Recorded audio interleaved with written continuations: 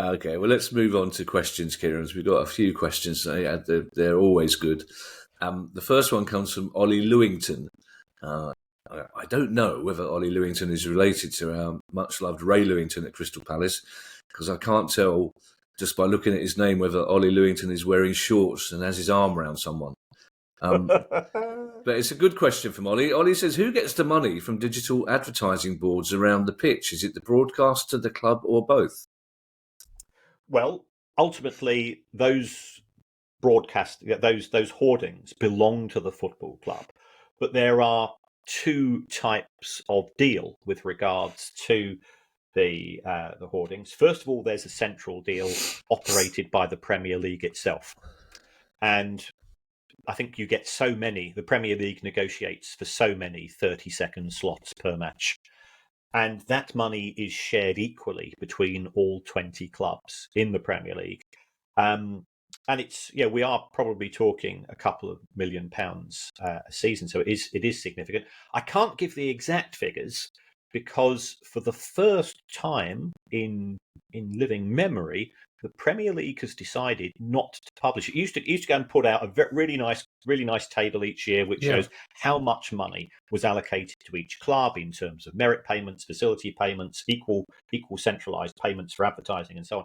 And that always used to come out at the end of the season. They delayed it to July in 2022, and this season for whatever reason, they've declined to publish it. And I've emailed them on probably about half a dozen occasions. You know what I'm like. When there's a spreadsheet to be created, I feel a moral obligation to pester people.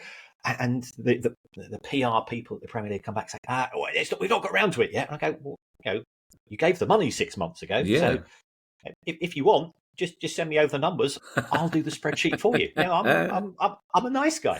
But that money is shared equally between the clubs, and then you will have the clubs will have their own commercial partners. So ultimately, all of the money goes to the club rather than the broadcaster. The broadcaster makes their money from the adverts pre and post matches, and of course from subscription income as well. They don't get any of the money which is directly negotiated by individual clubs with perimeter sponsors. It'd be an interesting one to keep an eye on, that, Kieran, that non-publication of that information, especially as the Premier League are very keen on everyone else publicising their details. And if you say every club gets exactly the same amount, you can't even argue that they're releasing economically sensitive information, can you? That's right. I'm not quite sure of the benefits of secrecy, given that the Premier League have gone all in with there is no need for an independent regulator. And at the same time, they say, but we don't believe in transparency in terms of distribution. And it's the information will drip out in parts once individual clubs start to publish their accounts.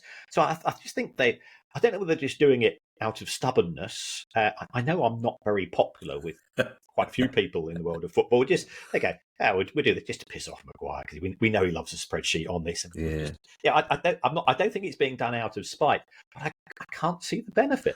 Yeah, see, I might have to drop a line to the Premier League and say, for the love of God, just let him have his spreadsheet, because I know from experience that you get exactly the same look on your face when deprived of a spreadsheet that Finley does when his wonky chomp is late.